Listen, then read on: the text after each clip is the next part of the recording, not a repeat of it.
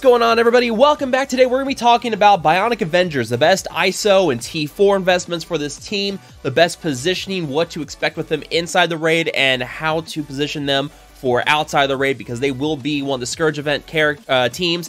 And honestly, they look like they're going to be a really good Scourge event team, because they just have a ton of ability energy generation, some sustainability.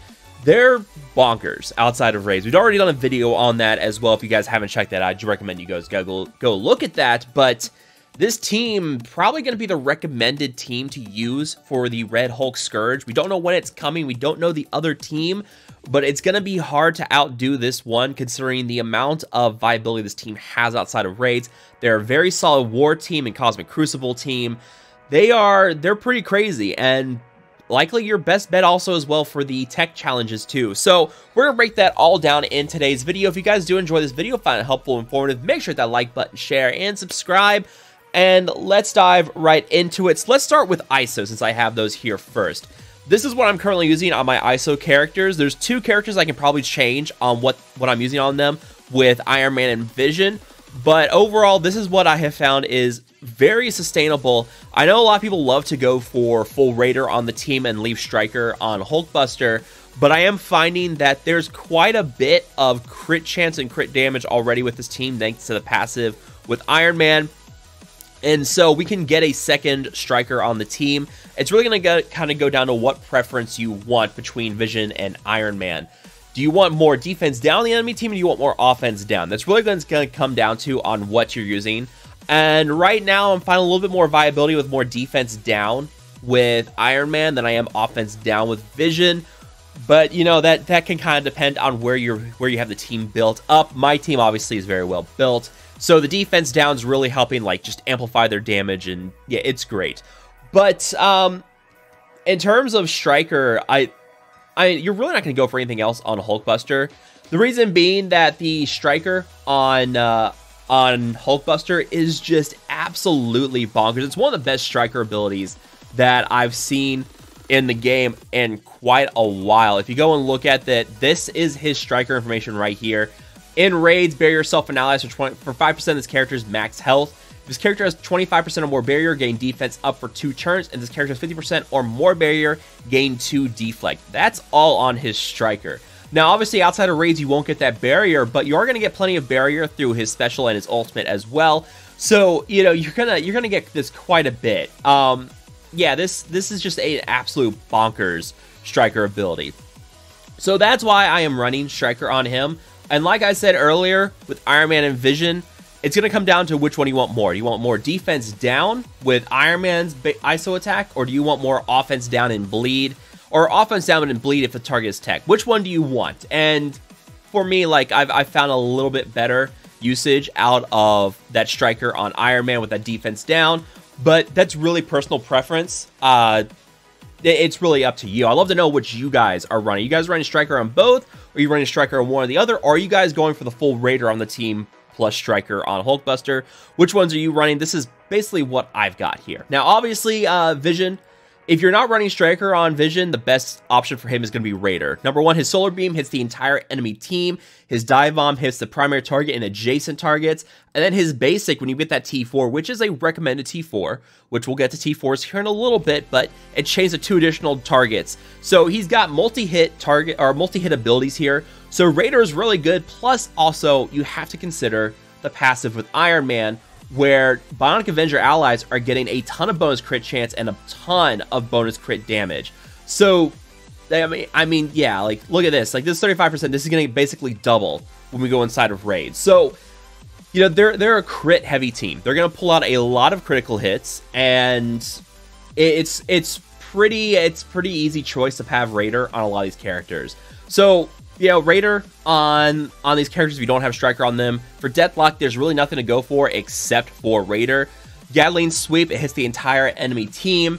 His EMP Blast is the primary target and adjacent targets. And then he has this multi-hit attack with his T4, which we'll talk about this T4. We'll talk about this T4. I said before, it seems like a T4 trap. And honestly, I'm not really getting it to proc a lot inside raids. So, yeah, Probably not the best T4 idea there, but again, we'll talk about that here in a little bit. But then finally we get to Viv, and honestly, I love healer on her. This team, with all the ability energy flying around, the amount of healing that she pumps out with this, especially as you upgrade her, like I was lucky to get 7 red stars on her, so of course I was like, okay, well, she's a mid-campaign character, we pulled 7 red stars on her, we're gonna go crazy on her, and crazy did we go, and she has a massive amount of health. This goes up to almost 1.2 million inside of raids, so when she starts popping the healing on her passive ability here, this is absolutely bonkers. And if you get the healer T4 ISO, or you get the healer ISO, not the T4, if you get the healer ISO on her, this is pretty much going to be 4% of her max health every time that someone on your team is generating ability energy. She heals self and all Bionic Avenger allies for 3% of the character's max health. That's going up to 4% with the healer ISO. And at 1.2 million, that's like a 10 to 20,000 bonus healing for each time. So this really does help. And also for outside of raids, you know, they do get a lot of like barrier inside of raids. They get barrier on spawn inside of raids. They don't get that outside of raids with Hulkbuster. So this team is definitely going to want to have some sustainability, and this is why I've gone for healer on Viv. Number one, the increased healing here with their passive. There's a lot of ability energy flying around with this team, and also now you got this very high health character that's going to throw out a lot of regeneration. It's going to heal characters up on your team. Like this is why I went for healer on her. I did go for skirmisher on her at one point. You know, try and see if we can get like that skirmisher striker combo going. You don't really need to worry about the bonus focus to land debuffs because they get plenty already from the offense up and the boost and focus from Vision's passive. So you don't really need to worry about skirmisher to land negative effects unless you have like 2 or 3 stars and you're pushing like 3-4 doom difficulty. I can see why you'd want to go skirmisher, but yeah, at that point, I'd be surprised if your Bionic Avenger team is really kind of holding it together. Very durable, but, you know, still not quite the best. But yeah, like, Viv, healer. If you don't have healer on her, Raider's really good. She got the Solar Strafe ability that hits everyone in a line. Phasing Blast, you know, it hits one target. So I can see the desire for Skirmisher on her because of the, at least you're getting a guaranteed land, or you're getting a guaranteed vulnerable on someone, but Raider just with that high crit chance and crit damage, I think that just runs a little bit better inside of raids. So moving on from that, let's talk about the T4s. And there's quite a few passives in here. Number one, the passive on Hulkbuster. 25% bonus max health for him. Bionic Avengers gain another 15% max health. This is for outside of raids as well, because, you know, in raids, they get additional 25% bonus max health for Bionic Avenger allies. They don't get that. So with this, you're going from 10% max health to 15% outside of raids. Like you really are going to need that, especially for the Scourge event. It makes them quite a bit more durable, especially considering that they are not getting the barrier on spawn outside of raids. Like this, you really want that. So you really need this bonus max health because this barrier is raid exclusive. And because we're going to be using them in Scourge most likely, yeah, you need every little bit of help you can with making sure they're going to be survivable and that they're going to be able to take a beating. Another passive that I really liked is 30% bonus armor on this passive for Viv for herself. Another Bionic Avenger allies get another 15% armor. So it goes from 10 to 25 outside of raids. Again, Bionic Avenger allies are not getting the full amount outside of raids. So you really need that. Nothing else in her passive is raid exclusive, but that 15% additional armor is big. They have some high health pools, but you know, they really need to be durable, especially in Doom. So you need that bonus armor. Now this passive, this one is quite good because it is the bonus crit chance and crit damage for raids. Again, like this is really like a lot of raid exclusive stuff with these passives, but you know, this team is primarily built as a raid team. So you need to keep your investments in mind for what's going to be really good. Now, if you're not using Bionic Avengers for raids, which is highly not recommended, you won't get much value of this because this is just for raids with that bonus crit chance and crit damage. So you need to have this if you use them in raids. If you're not using them in raids, you're crazy, but then this is probably not one for you, but I can't imagine anybody wouldn't be using that. Also, this one, especially with low power Bionic Avenger ally teams, this T4 is really good. If you have a high power team, you pretty much don't need to have this required, but this T4 on the Rocket Barrage prolongs the duration of all negative effects by 1 on each target. That is not exclusive to raids. This is going to be very important outside of raids as well. This is going to be a very good Scourge mechanic, because you get a lot of ability block and bleeds and offense down and defense down, a bunch of negative effects with this team. You get this Rocket Barrage and you prolong that. Suddenly a 2-turn ability block turns into a 3-turn ability block if that's a tech target. If it's not a tech target, it's a 1-turn ability block. But now you turn it into a 2-turn ability block. So this this special is going to be really good. And also because of the upcoming Scourge with I completely blanked. Who are we getting as the next one? I'm completely blanking on who the next Scourge event is, because we don't require Wave 1 Avengers. You use Thor with Rocket Man, or not Rocket Man, jeez. If you use Thor with Iron Man, and you pretty much get stunned on the enemy team, and then you follow up with Rocket Barrage, then all of a sudden those 1-turn stuns turn into 2-turn stuns. Like, this is going to be a very good special, especially outside of raids. Like, this one I think is going to be a really good T4 for any situation you're using Iron Man in. Moving on from there, the special on Deathlock. It's an offense up for 2 turns. Really can't state how important this is going to be. This allows your team to go absolutely ham and just wipe out the enemy team, especially with the passive already on Deathlock, where they're getting stacking damage up to 45% damage. So after 3 turns, they're maxed out damage. You get that, and then considering he's going to be getting ability energy from adjacent allies, he's going to be ready to use this again in a few turns. So, you know, you're constantly keeping offense up on your team, and with that stacking damage, they are just going to absolutely wreck. So another required T4 for this, and then finally, you get the ultimate for Solar Strife, flips all negative effects to positive effects for self and all Bionic Avenger allies. Absolutely, you need this. Now, one other one that that could be possible is this one on spawn and raids. Apply immunity for 2 turns to self and all Bionic Avenger allies. This is pretty good, but the problem can be that there's a lot of enemy characters in raids that can strip this. The only character I'm really worried about is Viv, but also you don't really worry about her, because if she gets ability block, she automatically clears it. So this one's good to have, but by no means required in my opinion. Also, if outside of raids, this T4 has 0 power. So, yeah, I'm not necessarily finding an issue with this without having this T4. It's definitely a great one to have, but I don't think it's going to be required for this team to fully work inside of raids, especially if you have that T4 ultimate with Viv. With the ultimate, you're really going to be flipping all those negative effects into positive effects anyway, so it's not a big deal. Now, moving on to recommended T4s. Pretty much any ability in here that generates ability energy to adjacent allies or all characters on your team, that's going to be recommended. So the ultimate on the Solar Beam here for Vision. The Dive Bomb ultimate at T4 here on Vision, because it also applies ability energy to a random Viv Vision ally. Let's see.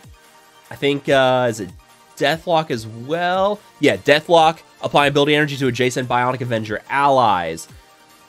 Pretty much anything that's going to have ability energy generation in the T4 is a recommended one. Also, Buster Barrage, because you're getting barrier to self and all Bionic Avenger allies for 50% of the character's max health for additional 15%.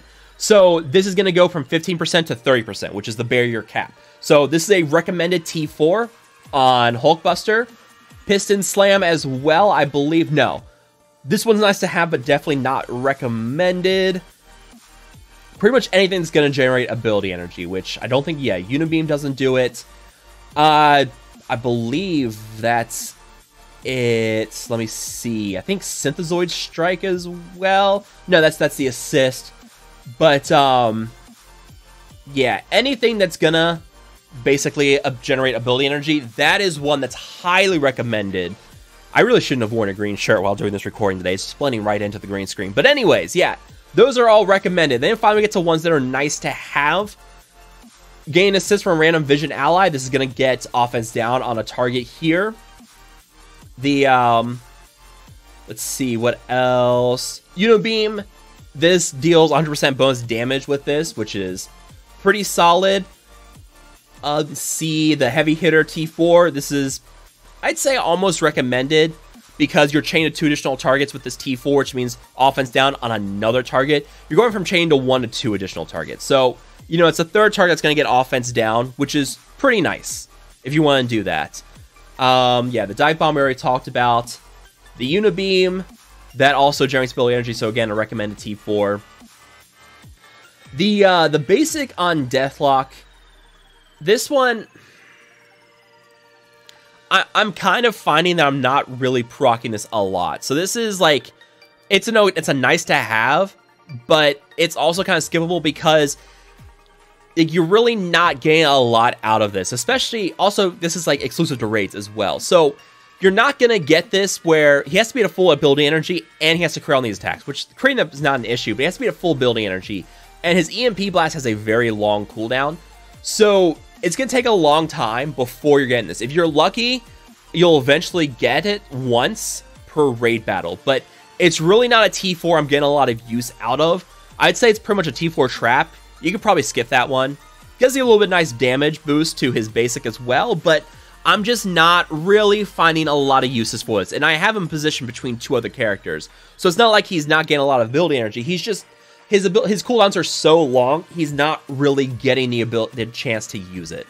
So I would almost skip that T4. But if you want to go for it, that's fine. Let's see. Yeah, we talked about Buster Barrage, Piston Slam. This one's nice to have. A little bit of bonus damage on that, but also 10% of the character's max health as barrier with this. So, yeah, it goes from 10% to 20% barrier on self and all allies for this character's max health. So that's a nice one to have as well. But, yeah, in terms of ones you can pretty much skip, the basic on Hulkbuster, you know, don't really need that. Phasing Blast on the special, the T4 here, you don't really need that for Viv. Iron Man, you don't necessarily need this one. Again, these are all like damage boosts. They're nice damage boosts, but they're ones that there's going to be a lot of T4 investments in the future, especially with Gamma Team around the corner. There's just, you want to save your T4s. So you don't need to go for a lot of the T4s on this team. So, you do need to go for quite a few, but like the ones that are just basic damage boosts without any other additional mechanics, you can pretty much skip those. There's a few ones that you can skip. Finally, let's talk team positioning. Get out of here, offers. Alright, so what I'm running in terms of positioning for this team is this. Hulkbuster on the far side. Again, remember, right now we have an issue, I believe, where Viv is overriding Hulkbuster if Hulkbuster's to the left of her. So you need to keep Vision you need to keep Hulkbuster to the right of Viv, because if he falls low on health and he has taunt, he's supposed to clear that taunt and then apply offense down to the enemy team. But Viv is overriding this where she's clearing the taunt if she is to the right of Hulkbuster. So you need to basically keep it like this. And even if they fix it, it's just good practice. Just keep the team position like this. Hulkbuster on the right. I have Vision next to him because Vision has a high dodge chance. So, you know, if anybody's attacking Hulkbuster, there's a good chance Vision is going to also dodge that. And it's going to be okay. But yeah, obviously your taking characters need to be over on the far side. Now, in terms of the other ones, Vision here next to Hulkbuster, I have Deathlock between both Viv and Vision. I have Viv and Vision in. Number one, like, they do generate a lot of ability energy between themselves instead of adjacent allies, but especially outside of raids, they're not doing that a lot. Like, I believe those ability energy generations are exclusive to raids. So you do want to kind of bring them in because the full, like, the dispel and clearing of positive X and turning things into bleed with Vision is very important. But also, you want to bring Viv in because that clearing ultimate, that flips positive effect or negative effects into positive effects, that's going to be very important. And if you have her on the end, especially outside of raids, you're not going to get as much ability energy generated for her. So that is why I've got her in off of the edge here. And that's why I've got Iron Man out on the outside edge here. Now, granted, if Iron Man falls low on health, then Hulkbuster taunts. But, like, it's just more important to have these three characters in the center, because these three characters have some very important abilities. That offense up for 2 turns with Deathlock, very, very important. The clearing and flipping of negative effects and positive effects with the ultimate on Viv, very important. And the dispelling of positive effects on the enemy team with Vision is also very important. That is going to be all stuff that's very important for the Scourge event, I think. You just really, really want that. Plus, also, you get some nice ability block with these 3 characters, too. These are the 3 characters that are going to apply ability block for your team as well. So you want to make sure they can get those ability blocks out as much as possible. So really, bringing them in, generating a lot of ability energy, I think is going to be the most important thing to do. You don't really need to, like, the special on Iron Man is pretty good, but I believe it's like, what, a 4-turn cooldown? So it's not as long as a cooldown on that one. Yeah, like this one, outside of raids, you're not applying ability energy adjacent Bionic Avenger allies, so you don't really need that. And then, yeah, like, outside of raids, he's not an ability energy generation machine, so you can leave him on the outside because he's not going to be applying a lot of ability energy. That's why I have him on the outside there, and that's why I'm going to keep him out there. But yeah, 4-turn cooldown on Rocket Barrage, so you get ability block some enemy targets, you extend with Iron Man, and then you're getting ability energy generated with Viv. And then by the time that that's gonna basically, yeah, you get ability energy there, and then phasing blast. Like, it's random, but it's a good chance you're gonna get ability energy on Iron Man with that as well. So, you know, he's gonna be able to have Rocket Barrage again ready to go very, very quickly. So that's why I've got Iron Man on the outside.